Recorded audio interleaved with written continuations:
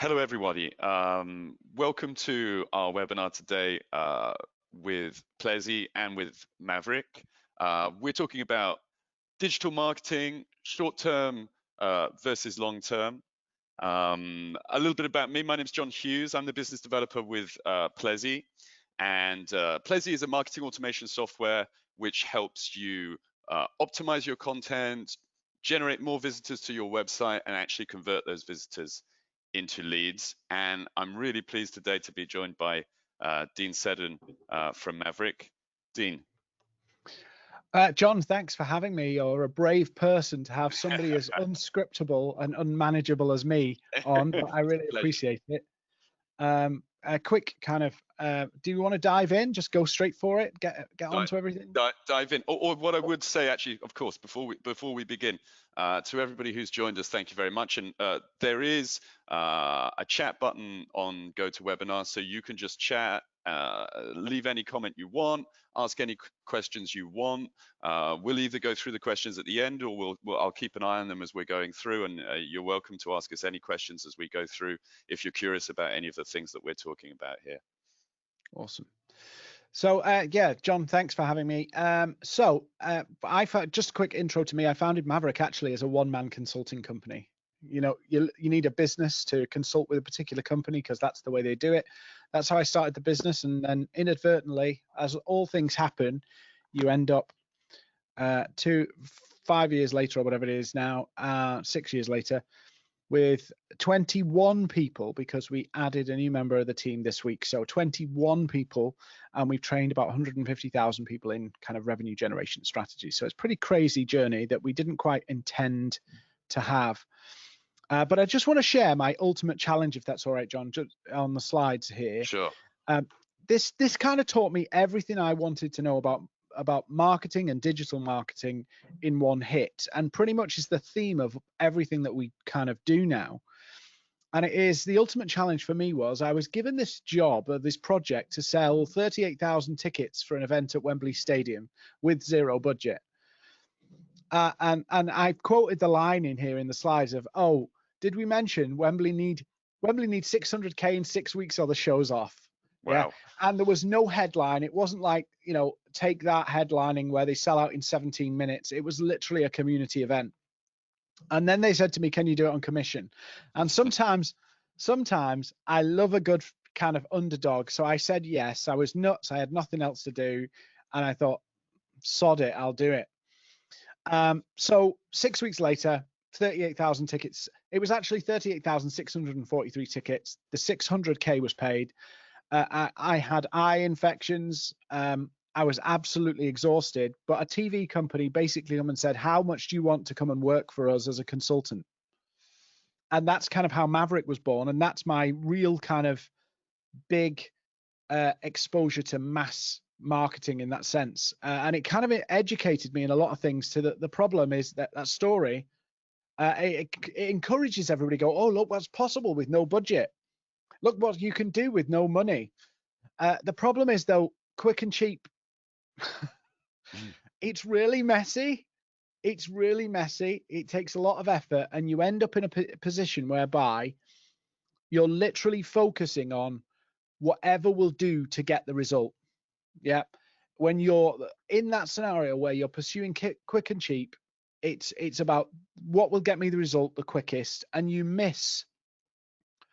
Yeah, well, you know, it's low hanging fruit mentality. Yeah. And that will work for so long, but then it won't help you in the long run. So that's the biggest thing I've learned. And actually, I found a great little study from Les Binet and Peter Field, and it's called The Long and Short of It. It's a brilliant study about how sales and marketing work and how you get impact. And effectively, there's the sales now, the short-term mindset, which is get things over the line, close business, what they call activation mentality. And then there's brand building mentality. And generally speaking, brand building mentality works long-term mentality works better, but you need that kind of short-term balance. And everybody's going, you know, that whole quality, quantity argument, long-term, short-term. And it kind of explains it here. Long-term outward focus brings broader and bigger effects. So in other words, when you're focused on who's going to be my customer in 9 months' time, who's going to be my new business prospects in 12 months' time, it kind of changes the way you do things now, next week, next month. And I know, John, you're kind of like a big believer in this kind of stuff, that yes, you need sales now, but you've got to do things that will actually protect you in the long run. So, you've got to you've got to have a long game, but understand your short-term revenue needs. And sometimes people do things, and John, I'm sure you've seen this on LinkedIn and all the different places, cold email outreach, that people sometimes do stuff that they compromise their long-term pipeline just to get Absolutely. something now. Yeah, I mean, And I think that there's that pressure all the time of we need to get sales now, but the way with which you're getting them is maybe damaging your brand for the long term. yeah, and I've done some of that stuff, and you feel satisfied for the month, and then at the end of the month, you're back to square one, and you start all over again, and it becomes a vicious circle of fighting to get it. And what you really need to do is go, let's look at the whole pipeline, let's look at the whole thing, and go, where do we want to be? How many customers we want to grow? And then build that kind of process and that system that gets you what you need right now and what you need in the future. And I do this. I've worked with a lot of clients who want sales, want to invest in marketing, all that kind of stuff. And I have to say them, don't compare apples with oranges. And I know I'm probably teaching a few people to suck eggs here, but you'd be surprised how many people, when it comes to actual practical on the ground, forget this and actually implement this. In that, if you want a big long-term compounding effect, you have to do things differently today. Whereas if you're in the short term, you get very little compounding effect, but you will move forward much quicker. And I use this like little kind of 4 stages of somebody taking action. There's the problem that clients have. Now, the problems are kind of top of the funnel things. They're things that people are thinking about, that there must be a way to do it, or perhaps they're living with a frustration. Every business solves a problem for a client. Every company solves a problem for a customer. Dead simple. But you have to people have to go through this cycle of the problem, understanding that they've got a problem, or understanding that there's a hurdle that they're not quite passing, that perhaps they see a competitor who's doing something that they aren't, and they suddenly realize, why aren't we doing that? And your business and the people's businesses who are watching this will be going, what is the problems that we solve? What are those things that we make life easier? And it starts with the problem. And then it shifts to the outcome. And I've used examples of phraseology here underneath these so people can understand the context. Then it comes, well, yes, I've got this problem. Yes, I'm, my pipeline's leaky or whatever it is. But how can I fix that pipeline? How can I not lose 20% of my leads? How can I convert 50% more of my inquiries? What are those things? And then they start to focus on the outcome. So the problem kind of go, I don't want this. And then the outcome, they flip to, that's what I want. And whatever your business is, even if you're selling 3D printing services, whatever it is, I've seen this done for financial services. I've seen it done in literally selling mechanical widgets, everything in between.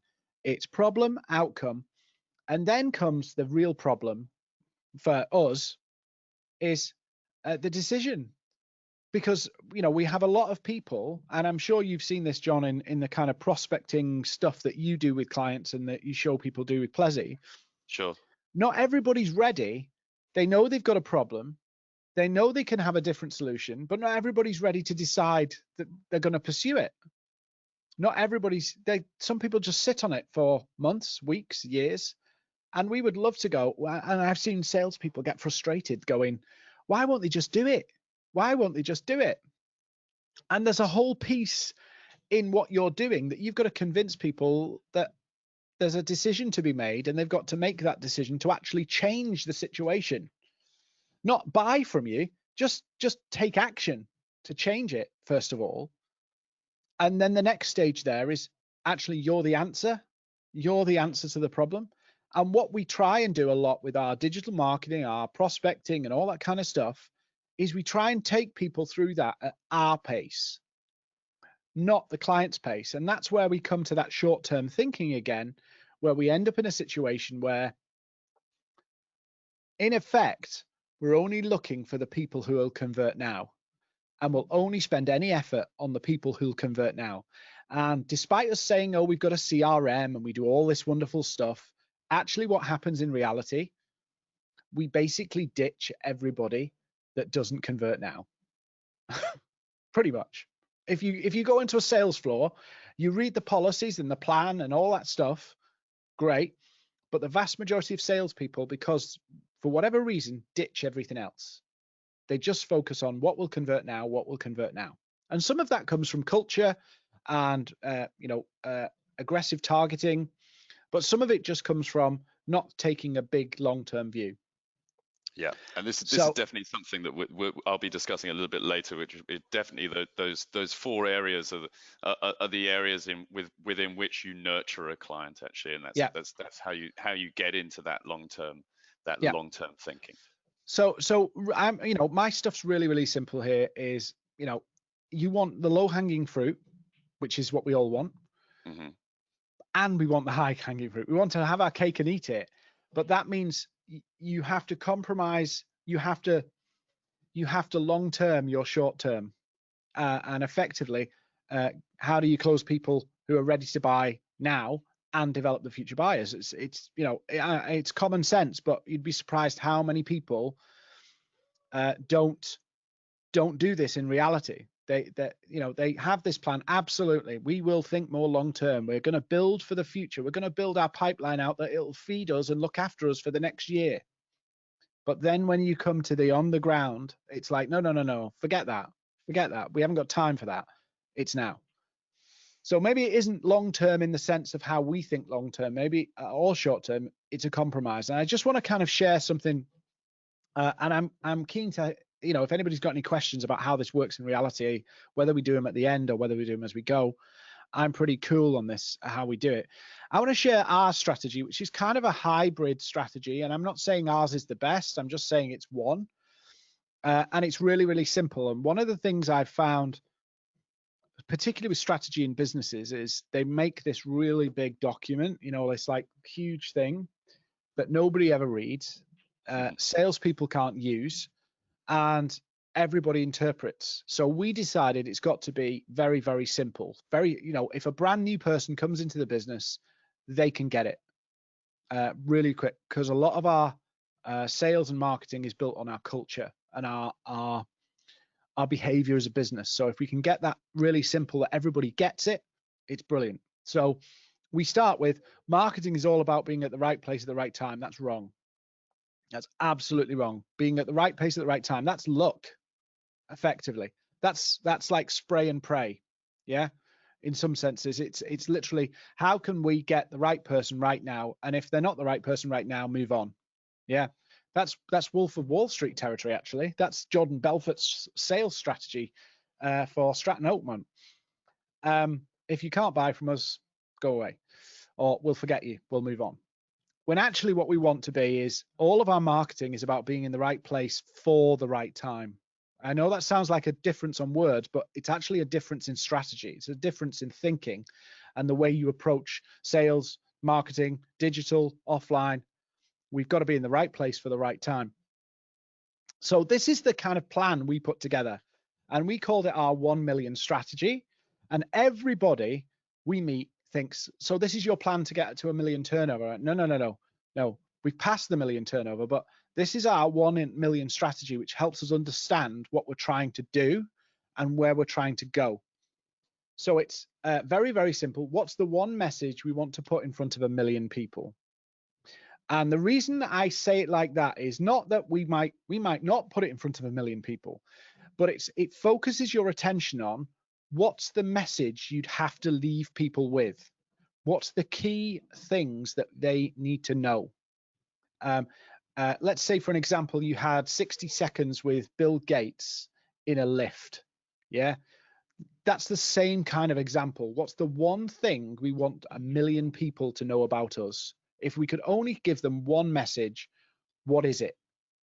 And that helps us crystallize and make it very clear what we're trying to achieve. So we've kind of hybrid, and we call it's digital marketing, because effectively 90% of what we do as a business to grow is digital marketing. But we've kind of shifted it a bit to call it digital brand activation. It's just a sexy name for digital marketing, basically. A little giggle there from John. I like it. So there's 4 key things. We need to punch through the noise. Yeah. Be aware, if you're trying to sell or grow your business or market to your buyers or target clients, you've got to get through the noise. Simplicity gets through the noise. Yeah. The reason Donald Trump is in the, I'm not going to go far with this analogy. Don't worry. Don't go far with that. The reason he's in the White House is because he got a message to land with people and they believed it. That's simple. Yeah. Whether he's right, wrong, a liar, a criminal, whatever, we'll leave that to everybody else to decide. But he punched through with one message and it landed with people and they believed it. So we need to punch through the noise. Nobody buys from people they don't believe in. So this whole kind of, I see it on LinkedIn a lot, connect and pitch stuff. It doesn't work, or it does, but it's so wide, it doesn't convert people. It's got to be tailored. It's got to understand the client needs. It's got to understand their pain points, their frustrations, and where they are in the buying cycle.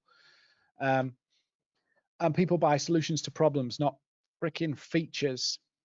Features are great, but they buy a solution to a problem. For how do you build a system? How do you build a process to do X, Y, or Z? So what does this mean day to day to us? So day to day to us, we're doing lots of webinars, lots of light touch interaction. And I'm sure you'll touch on this kind of intent-based progression.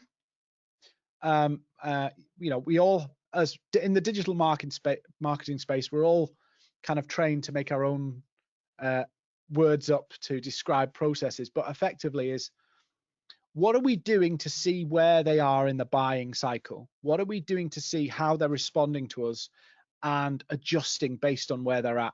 So it's not just if you're ready to buy, great. What's your light touch interaction? What do you mean by that, Dean? So we would do things like, I'll give you one example. This is a very simple one. Let's say somebody's been on a webinar. We might follow up with some kind of complementary information to it, and then we'd probably track how they responded to that follow-up. In other words, so let's say at the end of this webinar, you do the replay and send the replay out so people can watch it and take more notes or whatever. We might send a checklist after the webinar as well and say, these are some of the key points you might need to consider. And we'd track who downloads that. And then we would follow up to see, did you get the checklist? How did it work for you? Are you using it? That not really kind of pushing a sale, but really just seeing how they got it to stimulate a conversation to see where they're at. Sure. So that's what I'd call light interaction and intent-based progression. So from that follow-up, how did they respond? If they didn't even open the follow-up checklist, then we know that email didn't do any good. We need to do better next time, or we need to improve what we're doing.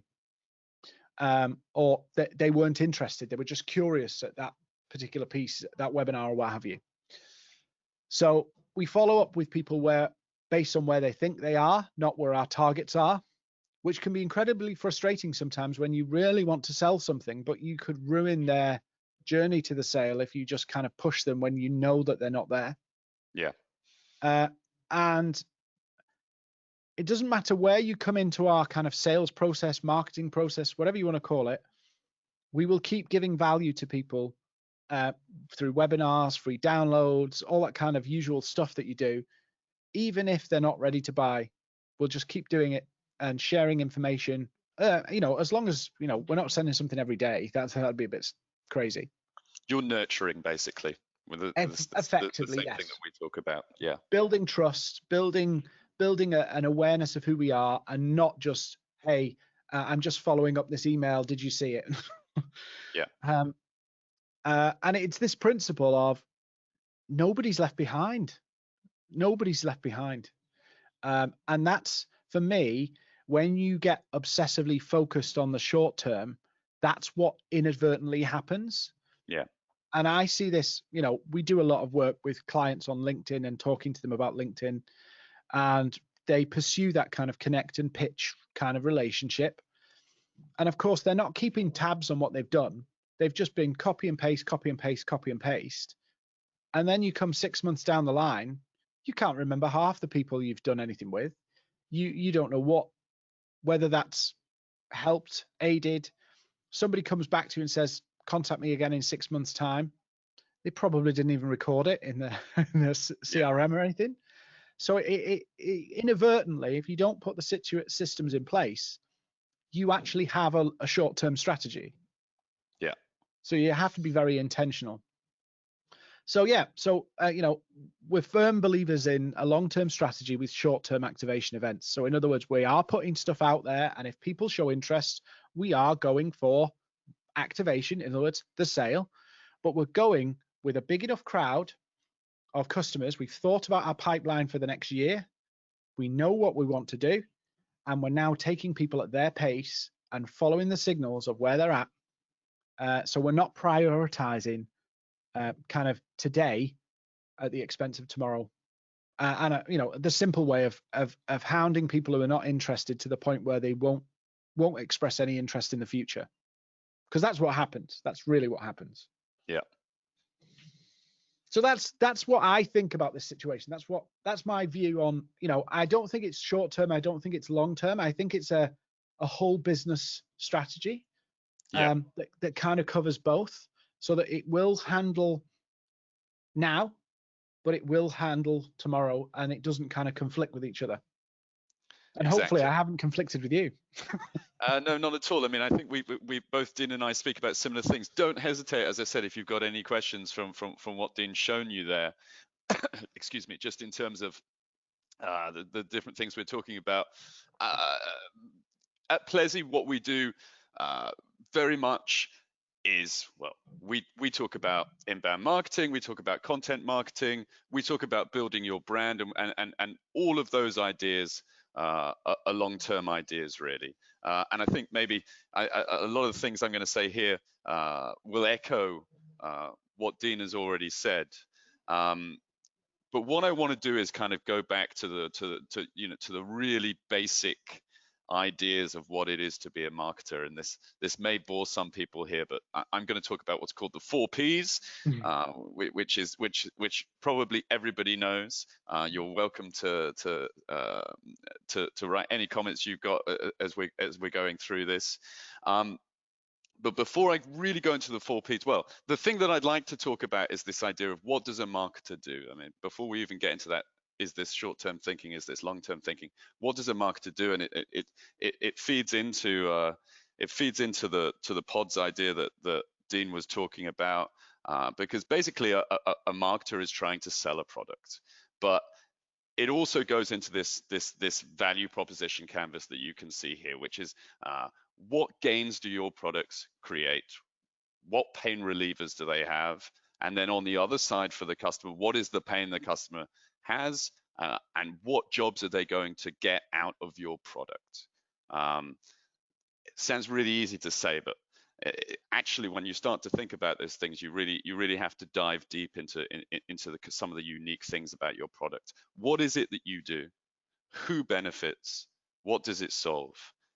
And then after that, the question is, how do you communicate that? And how do you communicate that with value to your potential customers? This goes into what Dean is saying, is if you've got 60 seconds, what are you going to say? So, what are the must-haves in your product versus the nice-to-haves in your product? And that brings us to the 4 Ps, because the 4 Ps are what it's going to affect someone's decision to buy your product. And if you can successfully mix all 4, you can produce the desired behavior from your potential customer. So you've got your product.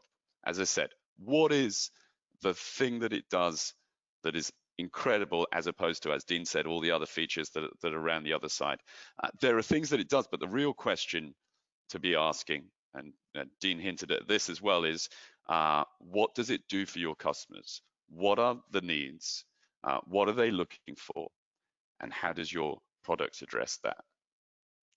Next one up comes price. Okay, for our classic P's. Now, where do you sit in the market? You know, what value does your pricing give your products? I'm sure, again, in this period of after the lockdown and so on, or even during the lockdown, a lot of people started looking at, should we push the price of our product down? Should we start offering it for free? Are you devaluing the brand by doing so? I'll even sort of talk to marketers here as well, where I've seen that, you know, or I've been speaking to other marketers where they've been scaling back in terms of their marketing costs. Have you been looking at what operations work for you and which don't? Are you looking at the real stats? I mean, this is the conversation that I would have. And again, it's very surprising when you're talking about long-term and short-term thinking. Some people are just looking at their traffic, or some people are looking at visits and so on, but they're not actually looking at the conversion rates, as in how many leads were generated to customers generated by different marketing activities that they do. Third one on that, of course, is place. Place really determines how you sell your product. Now, most of us are online, but some places can be bricks and mortar, and that obviously affects the way you promote your product. And the last one is promotion. And promotion isn't just the channels with which you use to communicate. It includes everything from marketing and sales, public relations, and so on. How are you going to tell someone about your products and services? Now, while you can read a lot of things about how the marketing mix is out of date, and I have some agreement with that to a certain extent, it is still an interesting foundation to think about for your job as a marketer. Each element of the mix speaks to each other. You can't have a price without a product. You can't have a product without a price or a place to be sold. And all these elements help you think about how you're going to promote your products. So what strategies do you use and how? What does your product do better than anybody else? Promotion involves more than just selling your products. And Dean really hit on this, I think. How does it fulfill a certain need, and what makes you better than your competitors? So that's our model. At Plezi, we would actually say that in order to invest in your brand in the long term, you should be talking directly to your customer and not about your product. You should be talking about your customer's needs.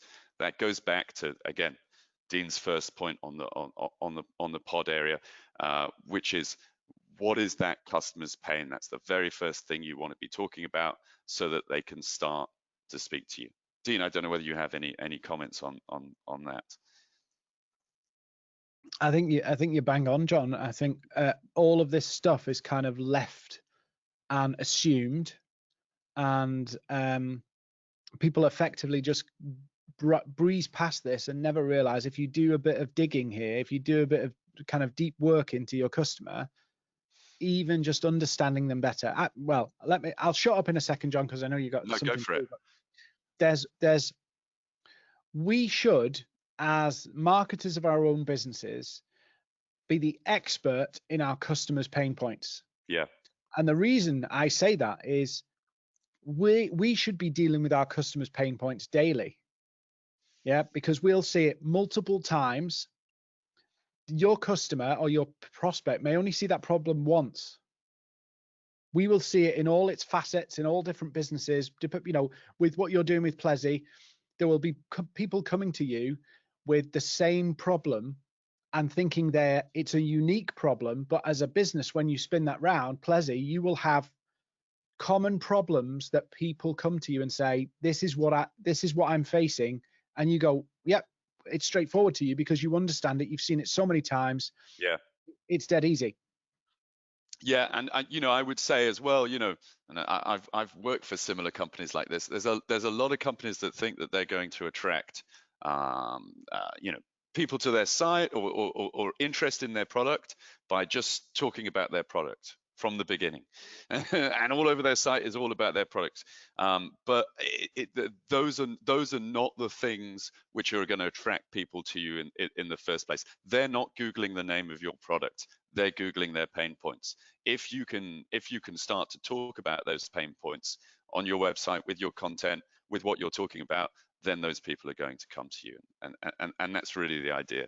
So just to go in, I want to kind of talk about the different marketing mix, okay? The different things that are going to feed your brand in the long term.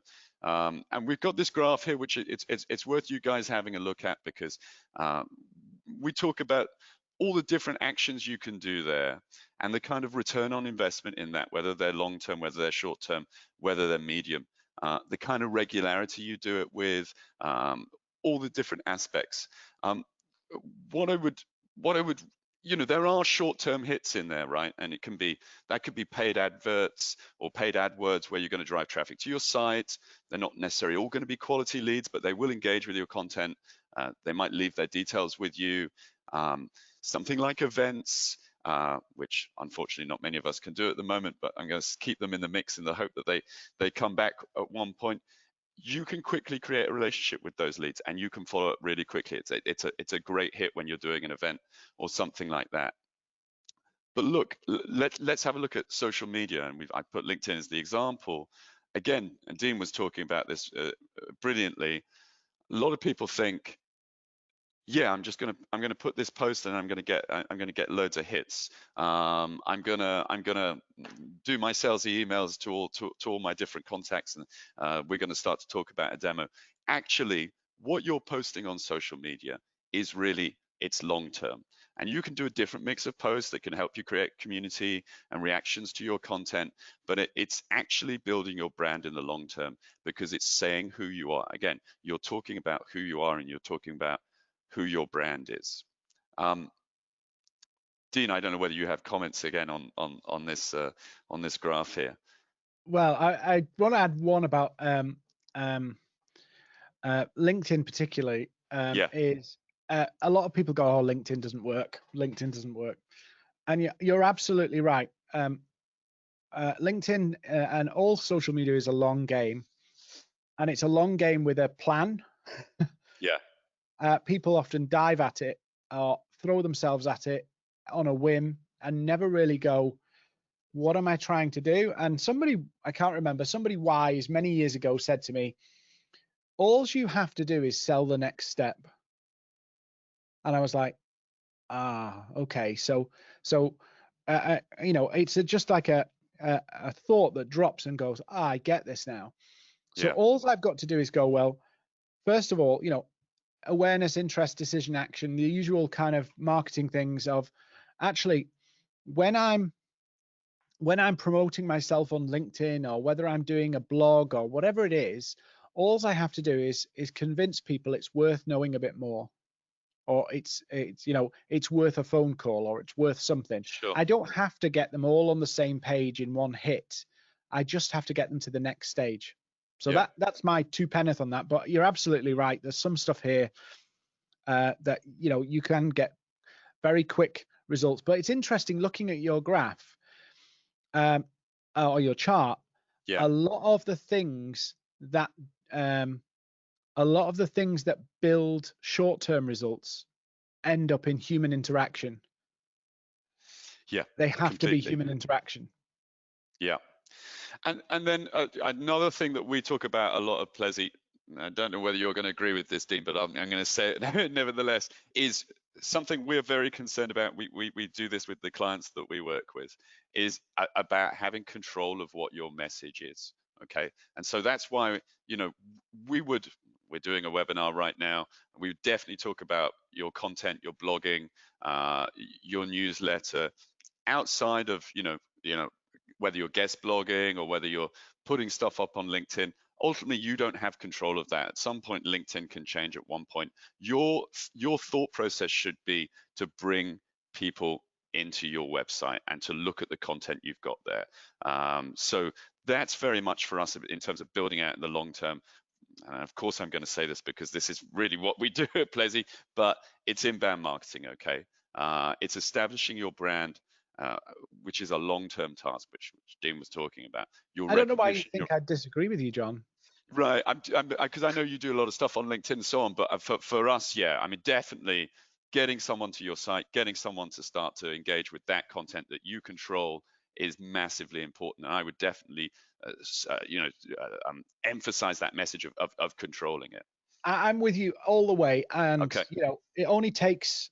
We saw it a few years ago with Facebook. The algorithm changes, and everybody's Yeah. Facebook pages are screwed.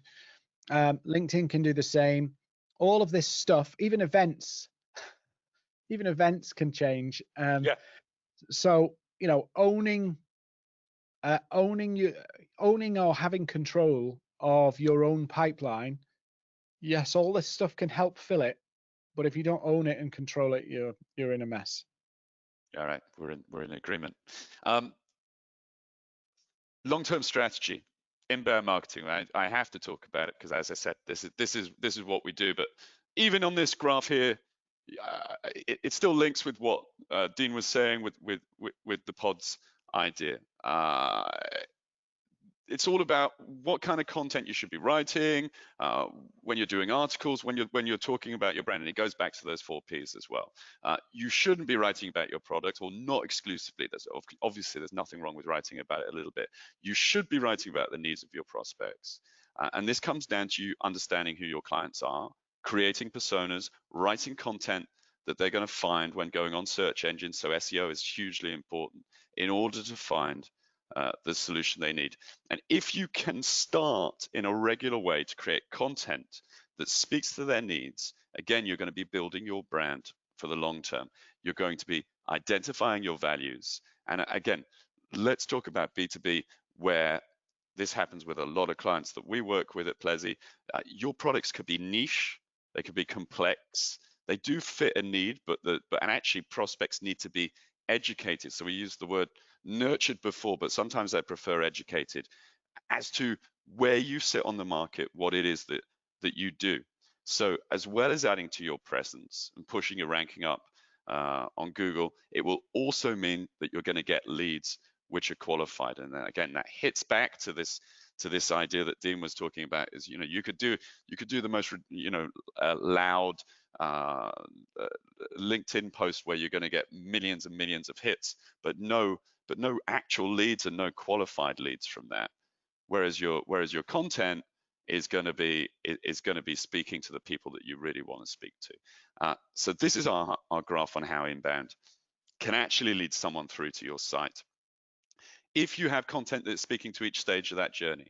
Okay, so long-term branding for who you are is to speak to your customers about what concerns them with your content. And if you can invest in messages that talk to them, you're able to get leads that are interested in what you're doing. So if we start at the beginning, if you're addressing the problems they face, okay, if you have different content that is more specific to your product in the middle of the journey, so the customers can explore, and as I said, educate. As they get closer to buy, they're going to maybe want to look at case studies or something like that. And then even when someone becomes a customer, nurturing or education doesn't stop. You can still give them content. You can still keep speaking to them in the hope that not only will they stay loyal to you, but also that they're going to become an ambassador. So this slide goes into a little bit more detail on that, right? In those 4 steps: attract, convert, close, and make somebody loyal to your brand. So you can see kind of in a little bit more detail there, the kind of things that are going to generate traffic for you: blog articles, social media, SEO. Then when they're on your site, how are you actually going to get them to engage with you? How are you actually going to get them to leave their details and engage with your content? You need some newsletters. You want to be putting some forms on your site so they can download premium content, webinars, so on, so that they're actually starting to engage with your content. To close, you can look at different kind of marketing automation tools. So this is when you start to nurture. It can be hard work if you're going to do that by hand, and it can be hard work if you're going to do that with workflows. Marketing automation will basically allow you to automatically send messages out, and I'm going to say it because something like Plezi is actually going to allow you to send personalized messages which are based on their themes, and you can automate that completely. And then third of all, as I said, nurturing never stops. You still want to be sending things through to people. So my last example on this is what we sometimes call the virtuous circle. Some people call it a feedback loop. But the example is a webinar which we're doing today, which is, you know, it's constantly, it's long term, because it's content that's going to just basically recreate leads. For example, we often find that a lot of the people who are in our webinars that we do at Plezi are prospects that we already know, or a lot of the time they're people we already know. But when we get the replay online, that's actually where we generate leads, and that can happen for a long period afterwards. So you've got your different ideas of how that can keep going around and keep creating valuable content and valuable leads for you, and that's long-term branding. You know, I don't know whether you've got any comments on that.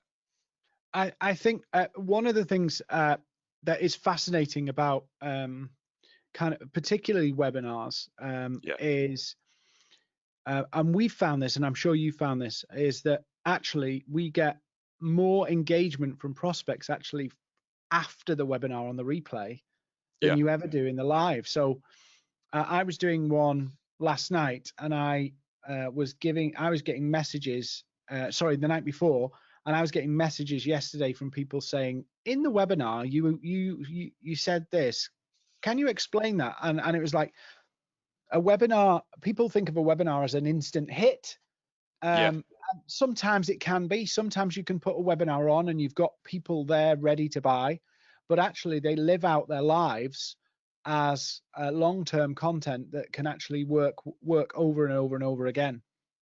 Sure, absolutely, I totally agree. Now, the other part which I would go on to is this idea that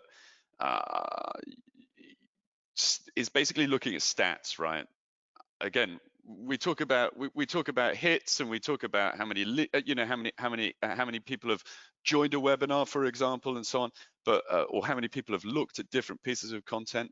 Again, what you really need to be looking at is not just how many visits that you're getting to different pieces of content, but actually, again, how that converts, and how that converts in terms of the amount of downloads you're getting from that different piece of content, and the amount of leads that you're getting. So this is a screenshot of what Plezi will show you in terms of being able to understand what different pages on your website, and it can be a white paper, it can be a webinar, it can be a blog article, and we can see those stats in terms of how many people are visiting, how many people are downloading, and how many leads we get. Long term, you know, when we go further down the sales cycle, we can also see, okay, which different pieces of actions actually got us sales. And those kind of stats are real stats, as opposed to vanity metrics in terms of what you're doing. So just to kind of get that in perspective a little bit, here's our 4 kind of different areas where, you know, you've got your contacts, you've got your content, you've got your action, you've got your events, and somewhere in the middle is your website. And this is where I'm talking about having control over your marketing mix. You need to make sure you've got a good website. You need to make sure you've got good content, that you're paying attention to your SEO, that you're taking control of what you have, and that works with the marketing mix that we spoke about. But you can also use different channels to generate those leads, which we spoke about with LinkedIn and social media and so on. The most important thing is to make sure that all of those links are going back to your site. Context is the same thing, and I won't mention the dreaded word of GDPR, but with it, it becomes harder and harder in terms of doing outbound and trying to reach out to people. But if leads are coming into your site, they're accepting you, and then you can start nurturing them.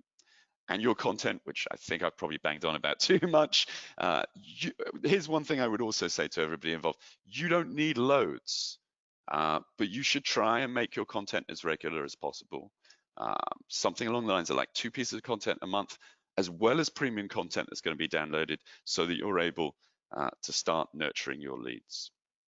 And The last part that I would say again is that nurturing part. And again, Dean was bang on with it as well in terms of the different actions that he would take after different things. You've brought them to your site and you know who they are. And many marketers then forget at that stage that the richest thing you can do is to nurture them through the funnel that we talked about. But that's not the hard sell. That's actually giving them other pieces of information so that they get to a point where you know, okay, this is the time for a sales contact. This is how you build your brand for the long term. And that's it from me, Dean. I don't know whether you've got comments to add on that. I muted myself. Do you know what? I don't think, I might upset you now, John. I don't think marketing's complicated. No. I think it's really simple of just taking people through a process, you know, and I use this, you know, if I walked into a shop with my mask on from Friday or whatever it is, if I walk into a shop and want to buy something or I'm looking at something, I would feel uncomfortable if that somebody approached me as I'm browsing, trying to sell me something. Yeah. Yeah. And just like that's in a B2C retail environment, it's the same in a B2B digital marketing environment. You go through and gently do things and nurture, as you know, because if you try and push it, people will just say no. People aren't ready to make that decision. They don't know who you are. They don't know what you're about. They may not even realize that they can have a better outcome. They may not even believe you at that point. They may think you're just like everybody else who sells them stuff that kind of is overpromised and underdelivers. So, Yeah. you know, that nurturing helps build that trust. It helps build that belief in you and belief that you can do what you say you can do. So 100% agree. And I would also push that point that again, you know, especially when it comes to inbound marketing, a lot of people think that, oh my God, I've got to invest in this and in this, and I can't do it. I don't have enough content. I don't, you know, actually, you don't need massive amounts. You've got it on your website. Yeah, your brochure is one of those things. Your pricing page is one of those things. You've actually got more content than you realize. Your case studies are those things. There's a lot of things that you can use in terms of nurturing those different leads. And some of that content you actually need to simplify. Yeah. Because you might have this big, like 30-page document, which actually could be broken up and you know, sometimes we're dangerous because we know so much, we undervalue the little bits that other people don't know, and those can become little components. You know, a lead magnet could be one little area that you're working on or that you can add value that other people don't realize, and you can make that little lead magnet, which is, you know, a marginal amount of your value, Yeah, but is massive to somebody else, but we undervalue those little things. absolutely. Dean, thank you very much for joining us today. Been fun. Really appreciate it. Yeah. And thank you to everybody else who did join us as well. I've tried to encourage as many people to ask questions, but don't have any questions, Dean. So I'm going to leave it at that for today. But I do thank everybody who joined us. Yeah. Thanks for having me. It's been great. Yeah, real pleasure, Dean. And I'll speak to you soon. Thanks a lot, everybody. Thanks, John. Thanks. Bye-bye.